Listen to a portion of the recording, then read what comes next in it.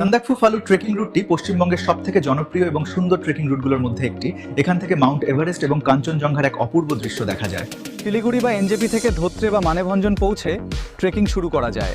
সাধারণত মানেভঞ্জন থেকেই বেশিরভাগ মানুষ যাত্রা শুরু করেন। কিভাবে যাবেন বিস্তারিত আলোচনা করা যাক। প্রথম দিন মানেভঞ্জন থেকে চিত্রে হয়ে টুমলিং 11 কিলোমিটার, এটি প্রথম দিনের চড়াই পথ। টুমলিং থেকে সূর্যাস্ত খুব সুন্দর লাগে। দ্বিতীয় দিন টুমলিং থেকে কালাপোখরি 13 কিমি, সিঙ্গালীলা ন্যাশনাল পার্কের মধ্য দিয়ে এই পথটি গিয়েছে। পথে নেপালের ছোট ছোট গ্রাম পড়ে। তৃতীয় দিন কালাপোখরি থেকে সন্দাকফু 6 কিমি, এটি খাড়া চড়াই পথ। সন্দাকফু 11,929 ফুট এই রুটের সর্বোচ্চ বিন্দু। এখান থেকে কাঞ্চনজঙ্ঘা, লোটসে এবং মাকালু পাহাড় দেখা যায়। চতুর্থ দিন সান্দাকফু থেকে ফালুট 21 কিমি।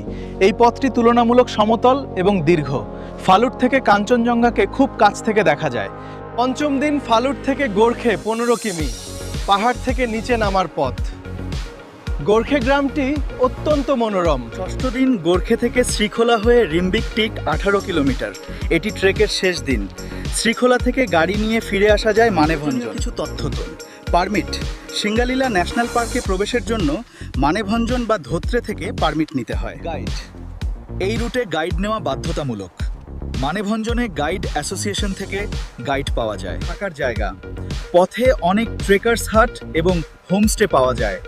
আপনারা চাইলে টেন্ট করেও থাকতে পারেন। সময় বসন্তকাল মানে মার্চ থেকে এপ্রিল, যখন রডোডেনড্রন ফোটে, অথবা শরৎকাল মানে অক্টোবর থেকে নভেম্বর, যখন আকাশ পরিষ্কার থাকে। শীতকালে এখানে এলে তুষারপাতের সম্ভাবনা থাকে, যা অভিজ্ঞ ট্রেকারদের জন্য দারুণ এক অভিজ্ঞতা হতে পারে। আজ এইটুকুই, দেখা হবে পরবর্তী ভিডিওতে নতুন কিছু জায়গার উপর ভিডিও নিয়ে।